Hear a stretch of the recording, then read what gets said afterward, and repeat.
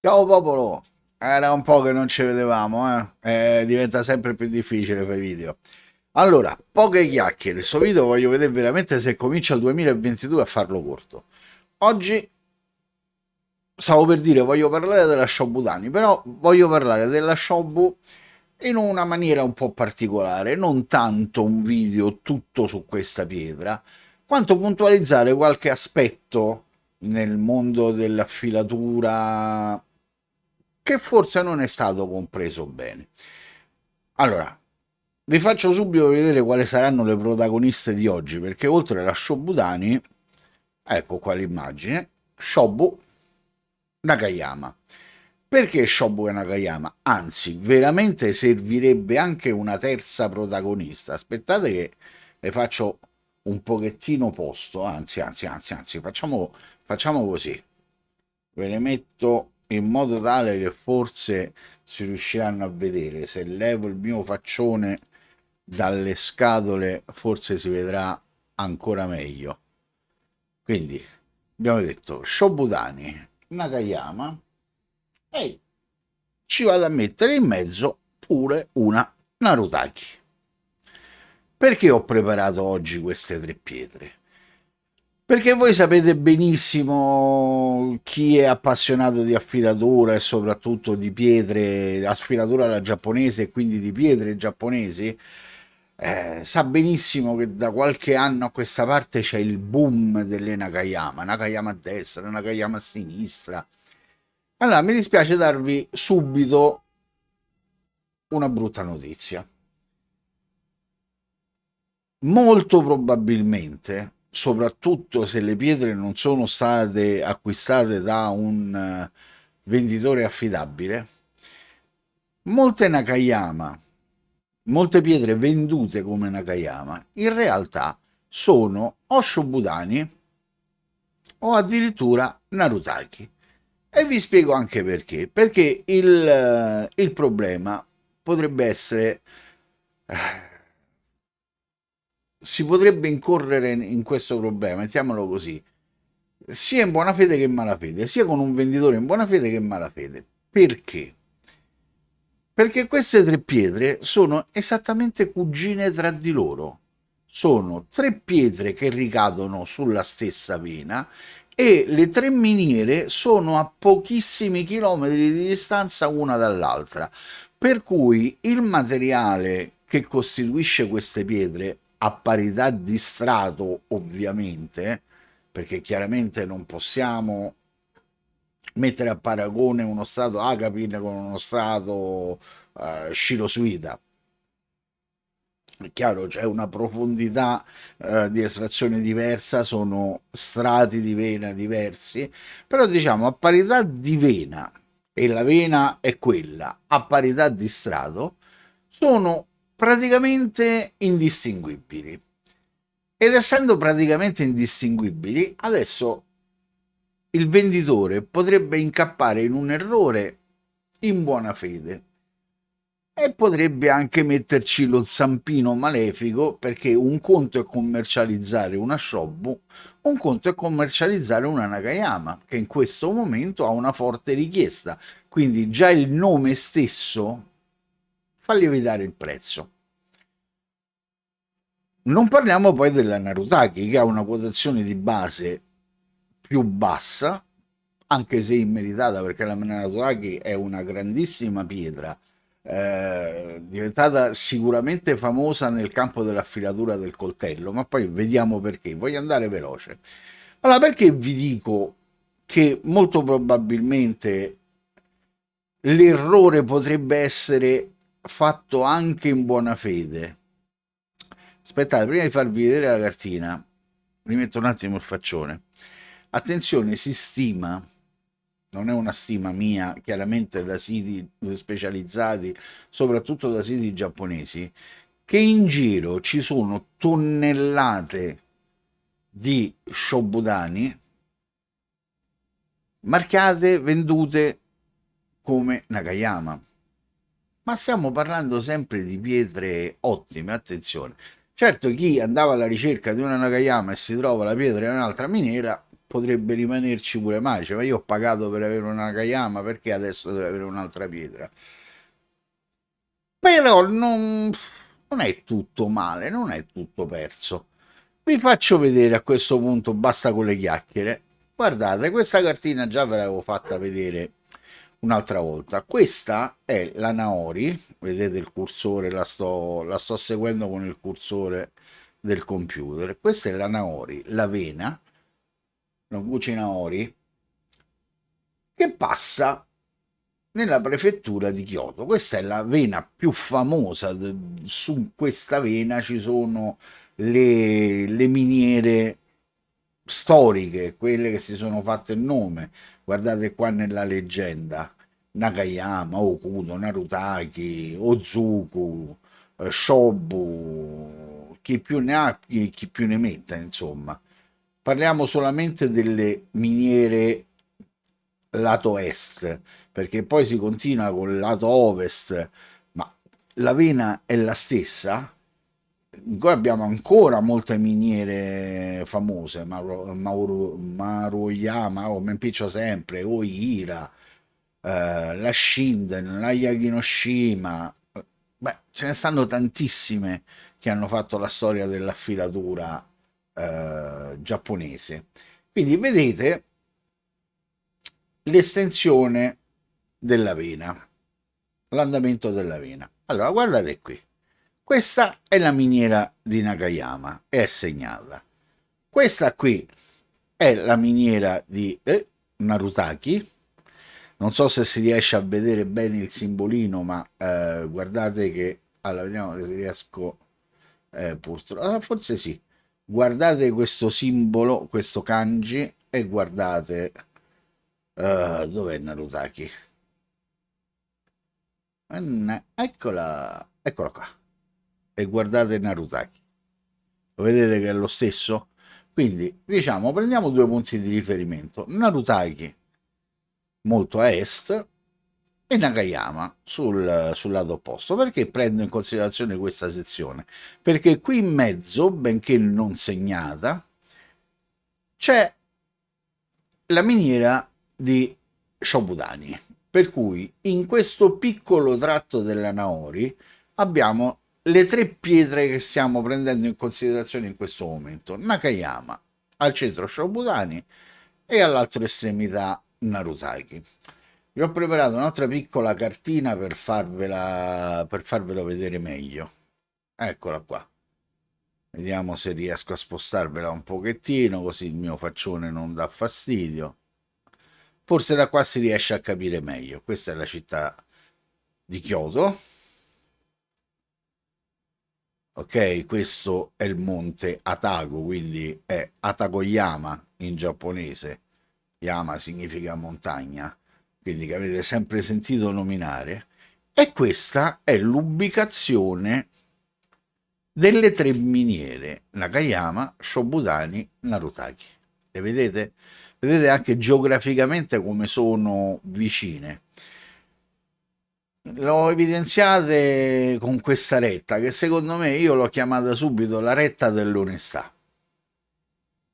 È facile anche capirlo. Il venditore onesto, la Shobu, la vende come Shobu, al prezzo di mercato di una Shobu. Il venditore ancora più onesto, la Narutaki, la vende come Narutaki. La Nakayama, ovvio che si vende come Nakayama. Poi, se non si cammina bene su questa linea dell'onestà, è facile commercializzare una Shobutani come una Nakayama, perché sono all'atto pratico praticamente indistinguibili. Se andiamo a vedere, torniamo un attimo alle pietre. Se andiamo a vedere adesso, sposto un attimo la Narutaki solo per fare posto, ma poi la riprendiamo. Se andiamo a vedere il tipo di colorazione, ma fondamentalmente se andiamo a prendere la densità, la sensazione superficiale, sono entrambe pietre molto setose. Non sono, cioè è facile riconoscere per esempio uno zucco, perché è molto vetrosa, anche da asciutta è molto lucida. Qui invece c'è questa colorazione media Adesso purtroppo mi dispiace non poter farvi vedere per bene anche la stratificazione, perché purtroppo la Nakayama è incollata su una tavoletta, però se vedete è una stratificazione molto molto leggera, c'è la sigillatura che forse dà fastidio, quindi una stratificazione che sì è presente, però appena appena accennata, ed è lo stesso tipo di stratificazione che noi troviamo anche nella Shobu.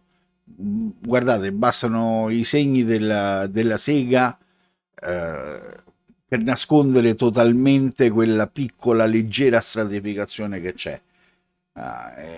E a proposito, vi faccio vedere anche un'altra cosa. Qui si vede, ma si vede poco, ma si vede più con la shop.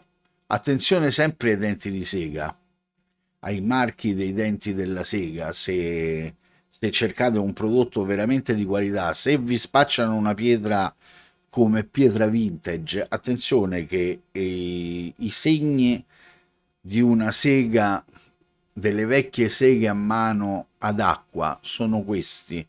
Forse qui si vede ancora meglio. Quindi c'è un'alternanza di solchi più profondi a solchi più leggeri, vedete, regolari, che corrispondono alla distanza che c'era tra i due denti consecutivi di una sega. E l'andamento, la sega era basculante, però vedete che l'andamento è quasi rettilineo, cioè il segno della leggera basculata che faceva la sega, però vedete il segno è quasi rettilineo e ci sono due tipi di rigature, una un po' più profonda, una è più grossolana e una più fine. Ok? Questo è un tratto distintivo delle vecchie seghe a mano.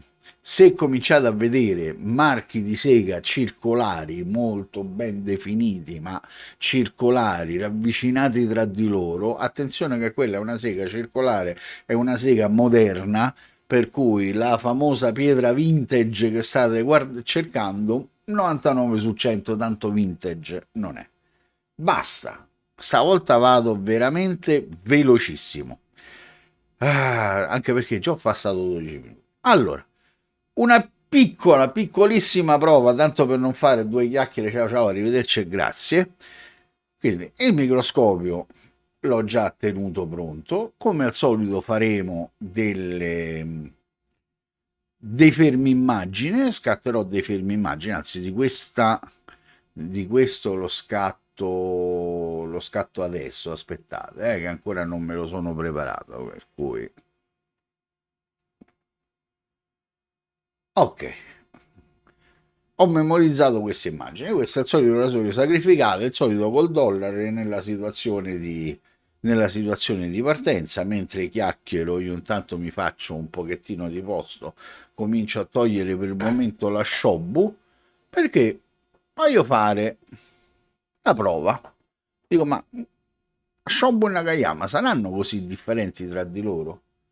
Allora, mi tengo in questo momento la Nakayama sotto il naso.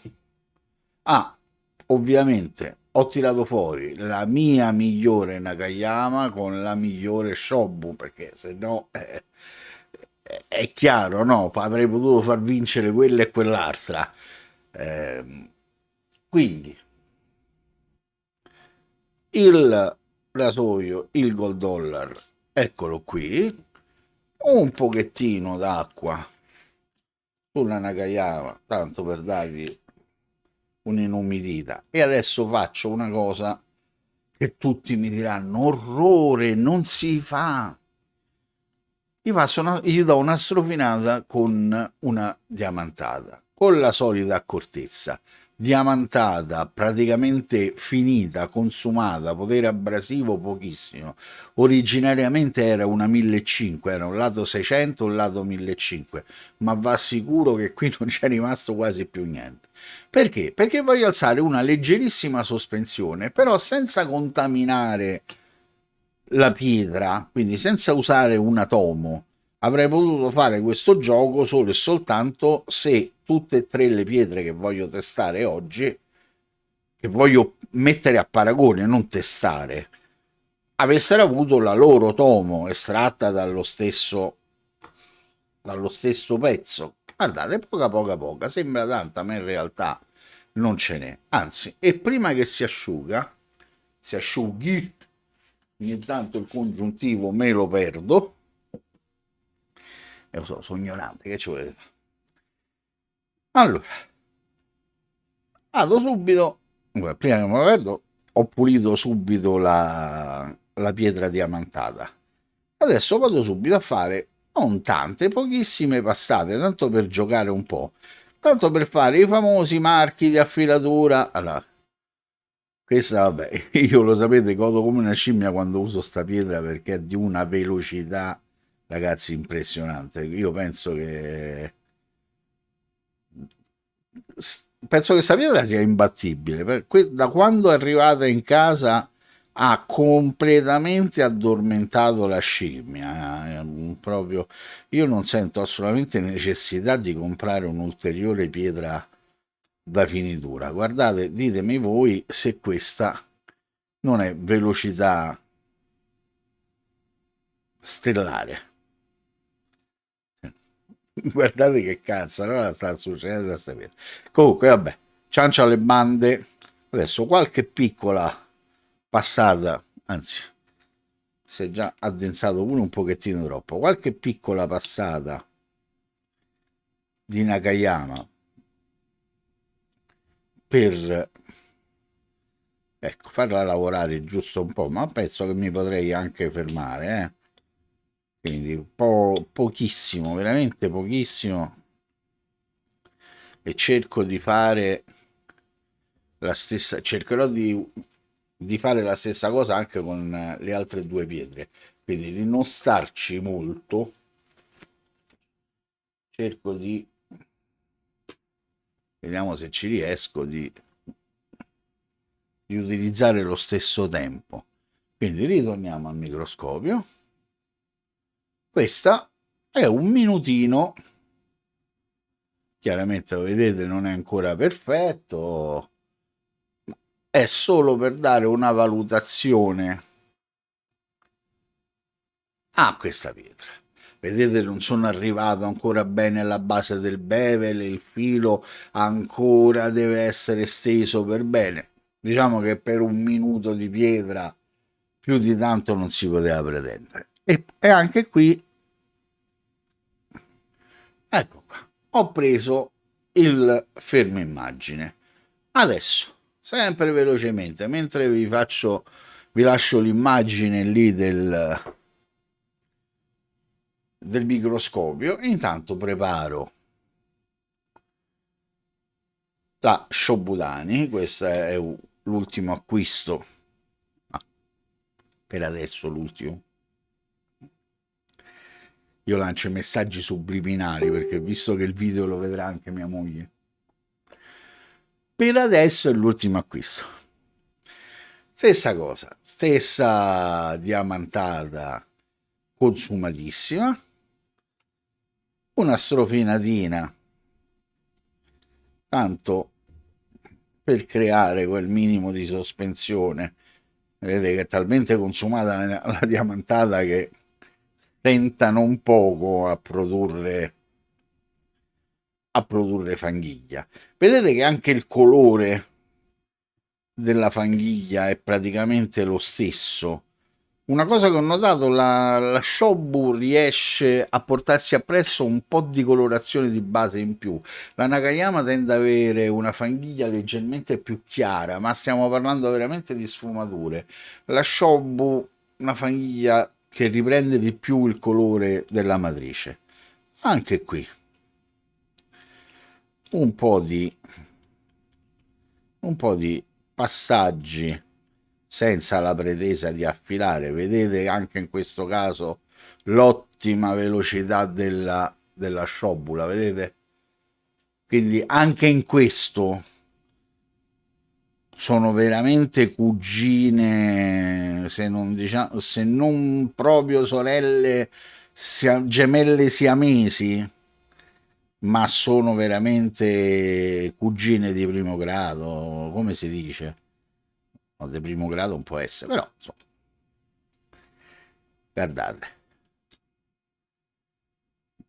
guardate la velocità, guardate, cioè no, questo purtroppo voi non potete sentirlo, ma vi assicuro che la sensazione, vedi, anche questa dopo la prima bagnata mi ha chiesto un po' d'acqua, quindi il livello di assorbimento, il livello di densità della pietra è esattamente lo stesso, quindi sono pietre che lavorandoci sopra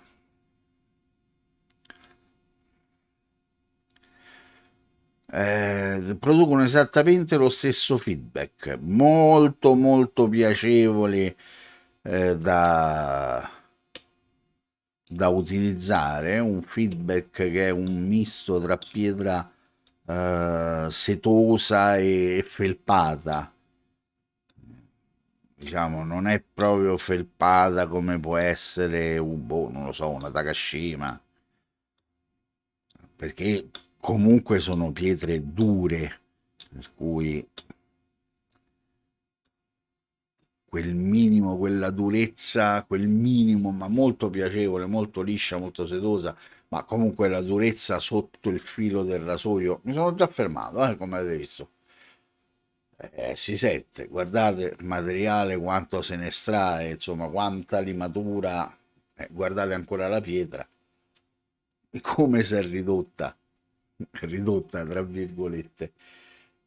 Quindi vado a mettere un po' il rasoio sotto il microscopio e oh, scusate, ho sbagliato tasto. Eccola qua.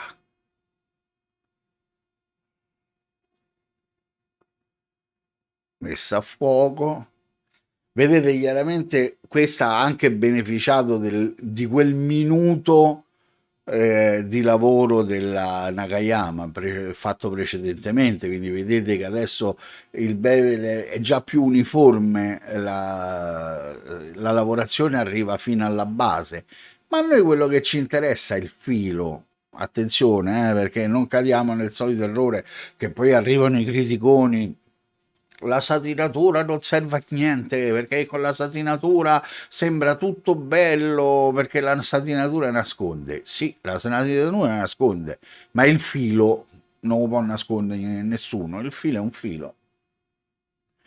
Allora, facciamo il fermo immagine anche a questo, perfetto. Così poi adesso verso la fine del video analizziamo le immagini insieme. Scusate, io approfitto della chiacchiera dell'altra, me la spippo. Allora, come prima, mentre voi state guardando quell'immagine, io cerco di mettere a posto, di fare un po' di spazio e vado a prendere la Narutaki. Oh, la Narutaki urge per forza per onestà mentale bisogna fare una precisazione. Questa non è lo stesso livello di durezza delle altre, questa è più morbida, quindi rispetto alle altre due è sicuramente più grossolana. Io questa l'ho presa per il coltello, per l'affilatura da coltello, quindi pietra sì fine, però morbida, che non deve rigare il bevel, i grandi bevel, soprattutto dei coltelli da cucina giapponesi. Quindi c'è bisogno, oltre dell'affilatura, anche di un discreto grado di estetica. La solita diamantata, e come vedete qui è già molto molto più semplice, quindi mi devo fermare prima, è molto molto più semplice tirare fuori la fanghiglia. Vedete anche qui è una fanghiglia molto molto simile nella colorazione e nella consistenza. Purtroppo vi ripeto, questa pietra è più morbida, per cui ecco, tenderà ad asciugare prima, questa ha già bisogno di un goccino d'acqua.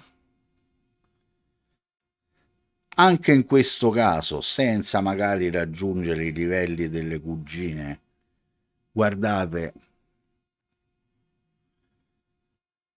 guardate la velocità, è una velocità sicuramente elevata, molto elevata, guardate la differenza di colorazione.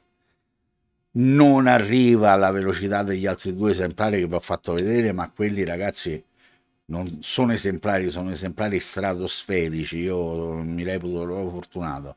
Li ho comprati da due persone differenti, entrambi due ottime persone, affidabili, iper affidabili. Non vi dico chi sono perché tanto lo sapete, ma sono tra i nomi più conosciuti in rete. E quindi guardate, questa qui io mi aspetto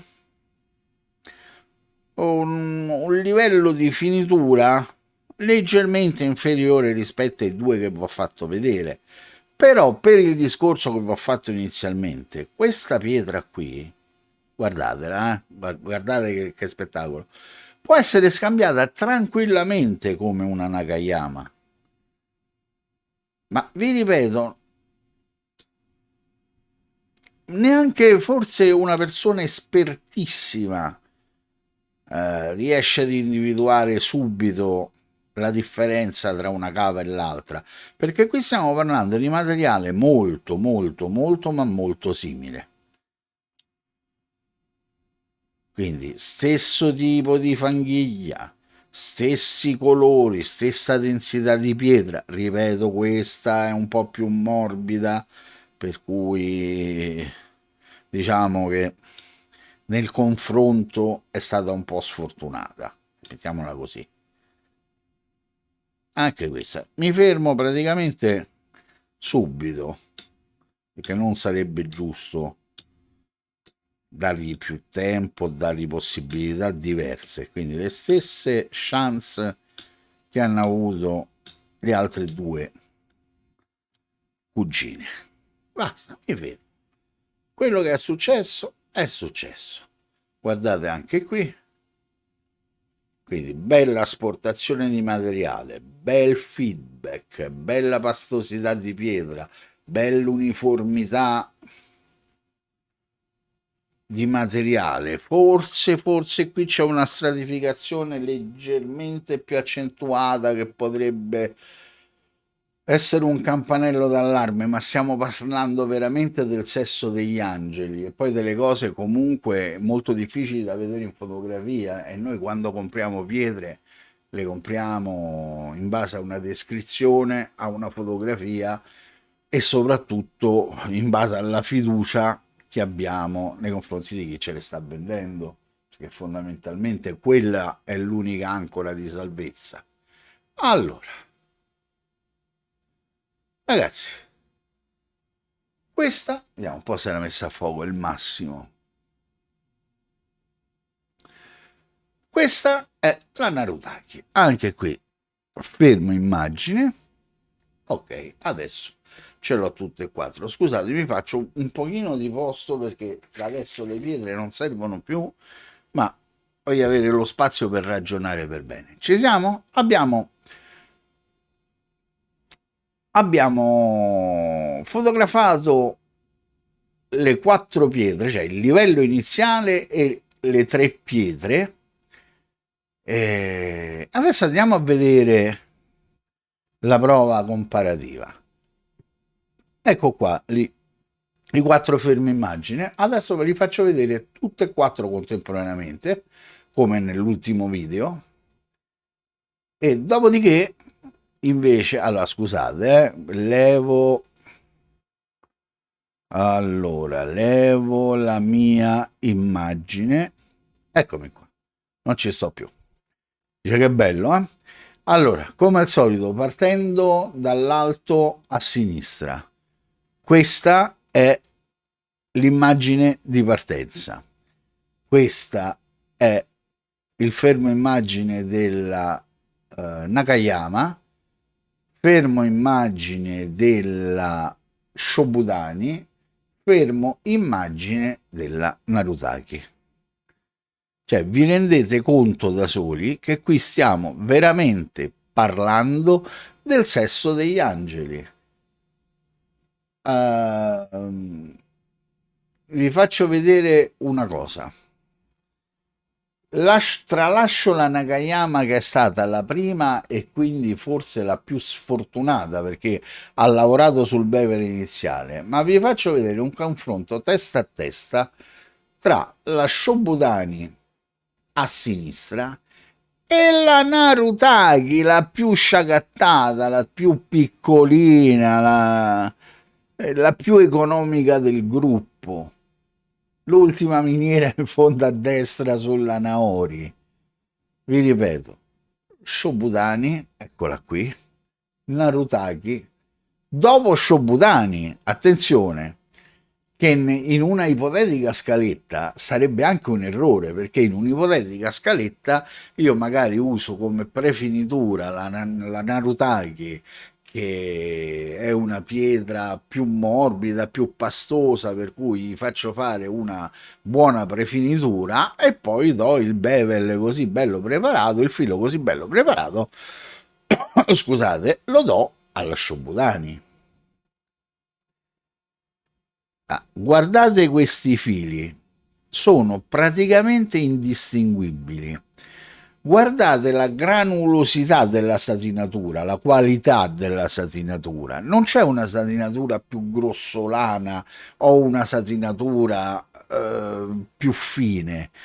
Dovremmo stare qui una mezz'ora per cercare di capire quale delle due sia andata leggermente meglio dell'altra.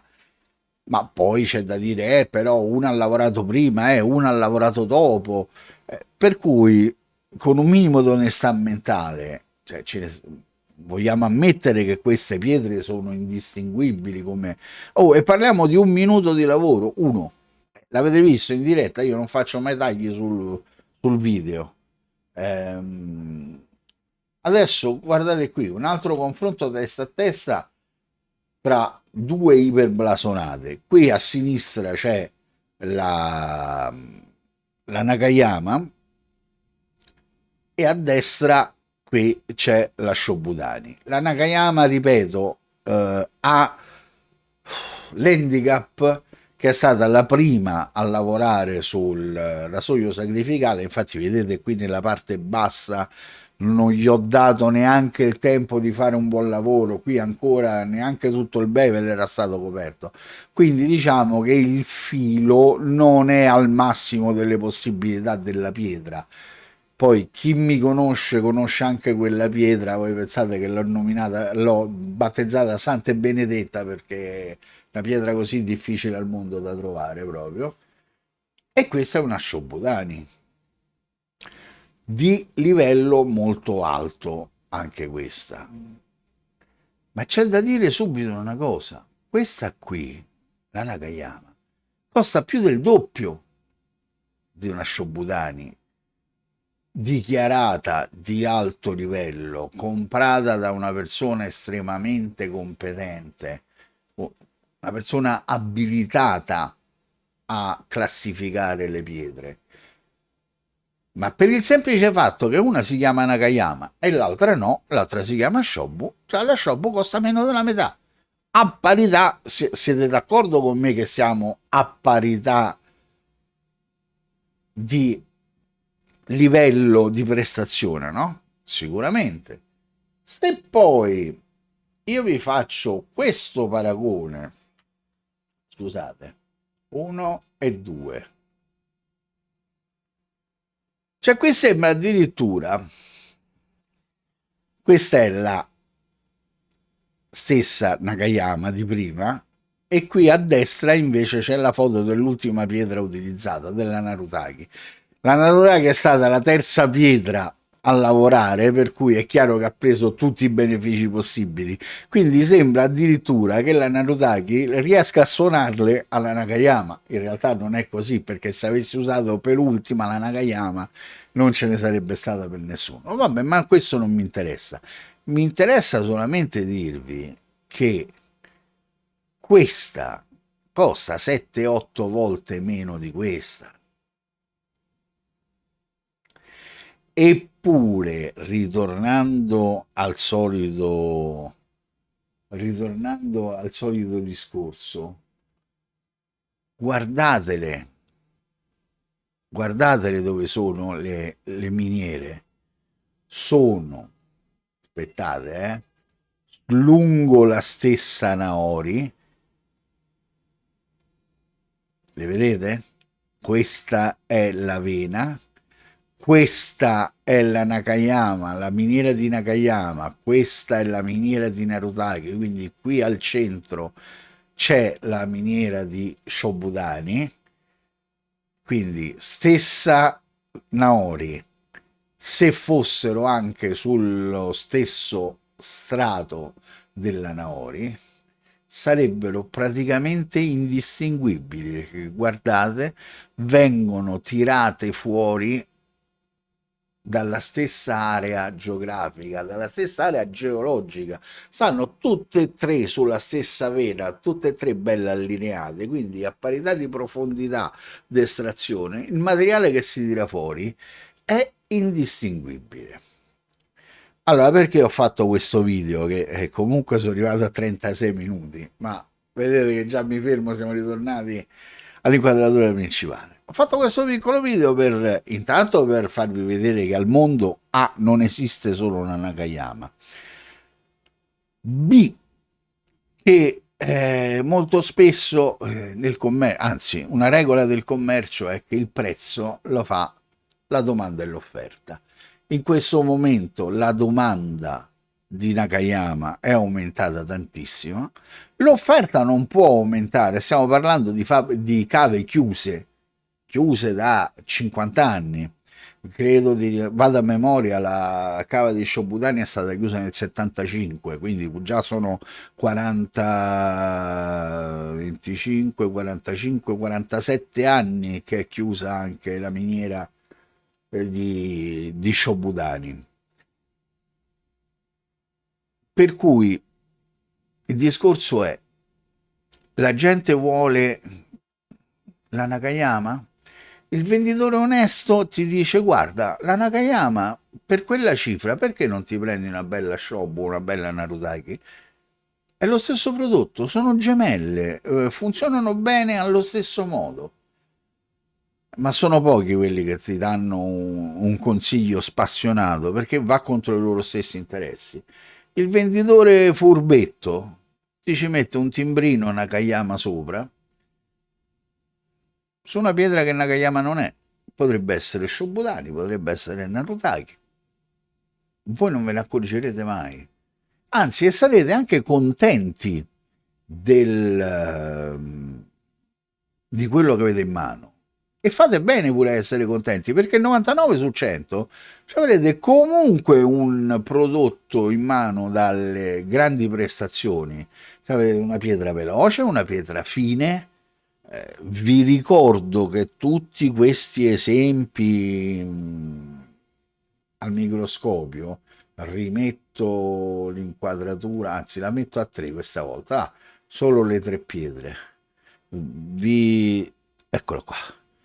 Vi ricordo che questi 3 risultati sono stati ottenuti con pietre gemelle, con pietre che vi ho dimostrato provengono dalla stessa area geografica, ma con pietre di prezzi estremamente diversi.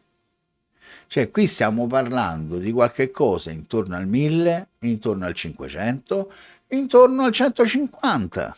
È chiaro che adesso l'ho sparata così per fare cifra tonda, perché i prezzi veri sono leggermente diversi, però per darvi le fasce di prezzo. Ma stiamo parlando della stessa qualità di materiale, stiamo parlando della stessa velocità, quasi, più o meno.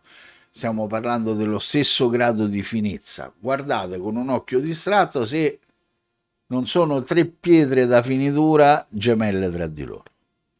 Basta. Ripetuto il concetto anche troppe volte.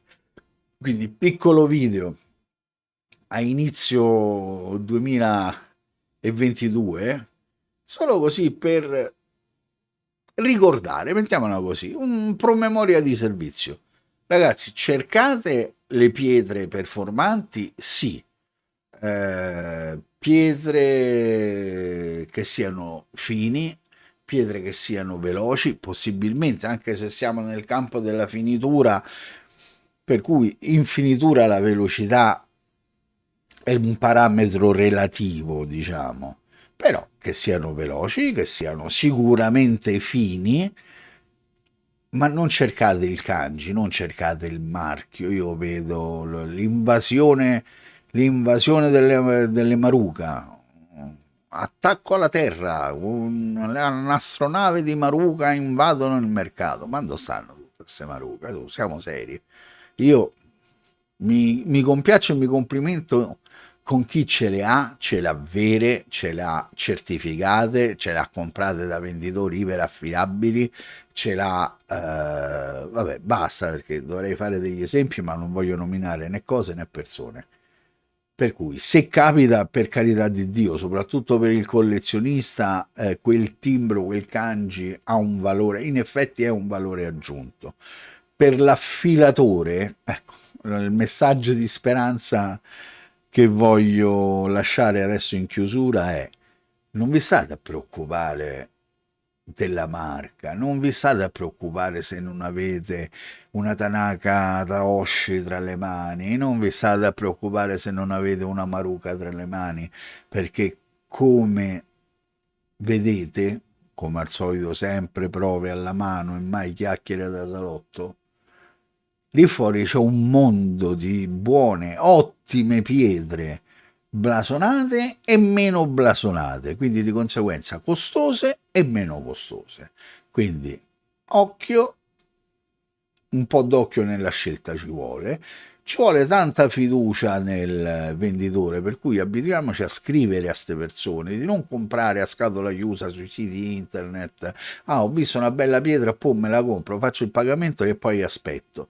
Un'email non costa niente, una volta bisognava spendere un capitale in francobolli, adesso un'email non se nega a nessuno, un messaggio su Messenger, fatevi avere altre fotografie, chiedete notizie, perché il venditore bravo sa tutto delle proprie pietre, il grossista, il passamano di quello che vende non sa nulla, per cui, e poi ripeto, basta fare una piccola ricerca in giro che si individuano subito quali sono i punti di riferimento nel mercato, parlo di venditori, eh. Basta ragazzi, 42 minuti, io volevo arrivare a manca a 20, per cui spero come al solito che il filmato possa essere... come si impiccia che mi sto perdendo dente. Spero che il filmato possa essere servito a qualcuno per... Stavolta non per togliersi i dubbi, per farseli venire i dubbi. Ma vale la pena comprare sta cosa? Ah, ma sa Nakayama, ma sarà una Nakayama, ma siamo sicuri? Ma mi serve una Nakayama? Perché la risposta va dal nonno. No, non vi serve una Nakayama, vi serve una pietra performante, che poi sia Nakayama, sia Shobutani, sia Narutaki, sia Iwatani, perché poi il discorso si poteva allargare pure andando a vedere le miniere che erano alla sinistra lungo la vena rispetto alla miniera di Nakayama. Ce ne sono tante. Quindi buon divertimento e spero che incontriate nel vostro cammino un esemplare di pregio. Detto questo vi saluto, il solito ciao popolo a tutti quanti e ci vediamo al prossimo video. Ciao gente!